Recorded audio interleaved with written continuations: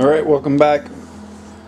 So for this next project, it's about making a clock. I've been thinking about this for the last 2 years.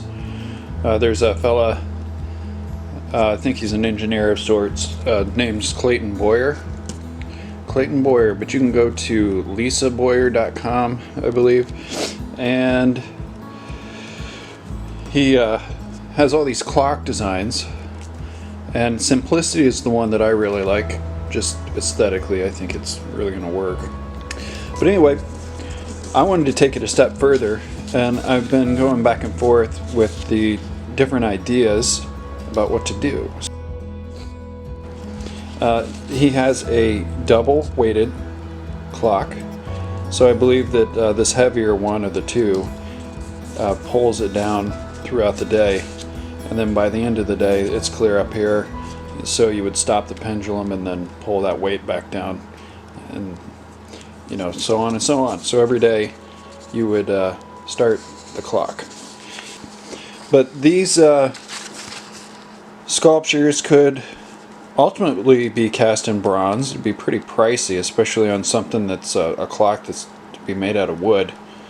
So I'd want to do something like gold leaf it, to increase the preciousness of the overall piece. But I think for all intents and purposes here, I might keep the materials just on the cost-effective side, not to have a bronze sitting on top of plywood. But this here, the characters will sit up here. So what I did was I just folded it and drew. There's a piece in Chicago that I really like. Let me try to line this up here with this escape wheel and escape pinion. So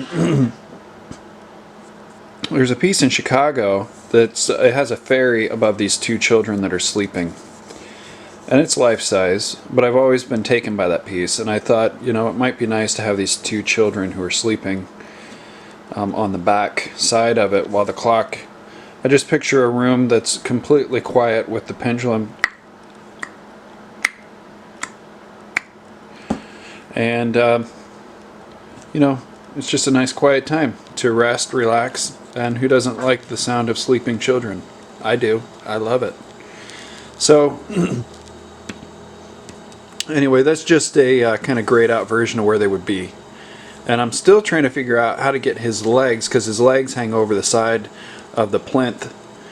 And the actual piece, of course, this is going to be a rendition of me recreating it, but his legs, I have the moving parts back here, so I have to figure out how to handle this. So I built a little model here using some of the pattern pieces, but this would be the shelf with the gear sticking up, because the pivot point is actually taller than the board. It's not coming out of the middle of the board. So this would be the middle here of the gears. So that would be the wheel, and this is my box. So the gears are going to come out about this high back here, but I can put a box over that so it sits above it, and then they can sit on it. I wanted his legs to dangle over it, but then with that being said, it has to be behind this point, because this is going to be the clock face with the minute hands and such. So if his legs really stick out past that, they would get, interfere with the movement of the hands. So it's taken a little bit of thought. I've only been thinking about it for 2 years. I'll show some of the design ideas that I have, that I've come up with. A wise man once told me to come up with 10 designs, and somewhere in the 10 designs you'll find one better than the first, and maybe the second better than the first few, that will ultimately give you better satisfaction. And when I was 18, I actually did that on a painting contest, and I got second in my category in the state, so that was pretty cool. Anyway, I'm going to do it again here, and I think that this idea with the two children is going to be the best design so far. But anyway, I will construct a box And this, you'll probably be seeing more of this after I get the armatures put on top and start throwing clay on there and sculpting away.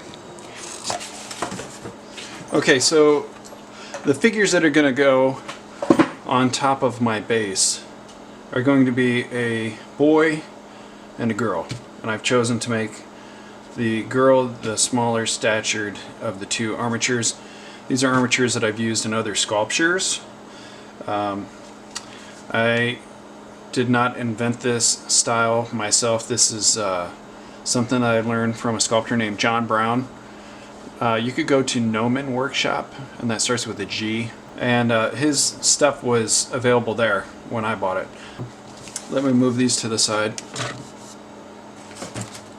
So again, here's my base, and all I did was took this pink foam board. You can get this at a hardware store like Home Depot or something of that nature. And I took a compass and lined it up. Let's see here, this is the back side. So I took the height here, and I knew that this was like 3 inches high, so I just did a radius of 1.5 inches and swung it with some to spare, and then made my tunnel. So, because the gears are going to come out through here and stick into this post. So that'll go on like such. And then that should give me some right there with the back. Line that up properly. And then this will get covered with clay, so that'll look pretty good. And then that should give me enough clearance there for his leg to swing over or something of that, with his foot hanging here, as in the drawing. His leg will come over and then hang down. And then the clock face is right here, so I should have enough room. Looks pretty good. I like it. And it'll be pretty cool because this will have cutaway, so you'll be able to see inside of the gears in the back. And if I play my hand right, you should be able to see the gears inside of the clock and what's going on underneath these two, taking a cat nap. Okay, so I have my armatures put together the way that I want on the base piece. I could have swore I printed this out and did some sketches a long time ago. So I found it, and this is I don't know, yeah, this is a photo I took when I was there years ago. It looked like back in '07. So this is May of 2007, so we're in May now. It's 13 years ago. And anyway, I printed it more recently, a lot more recently, and then I did these sketches to try to break up the characters into their basic elements so I could understand what the sculptor was doing, really. I just have this held down with little pens. So I got these set up, but let me show you.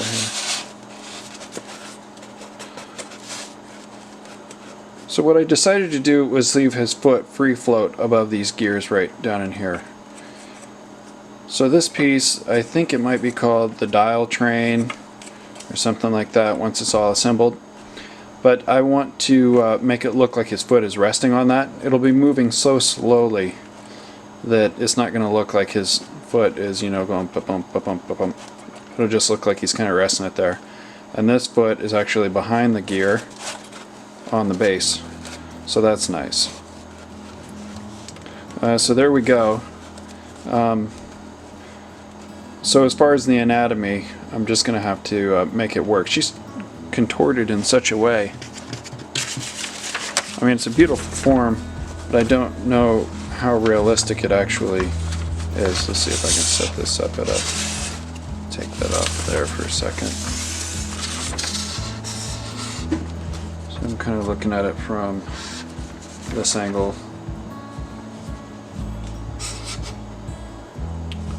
Anyway, next step is to start pushing some clay around and seeing how it's going to look.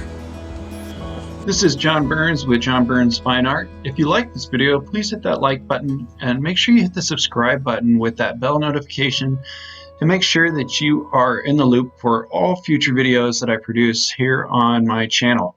You guys are great. Have a great day. Take care. That's it for now.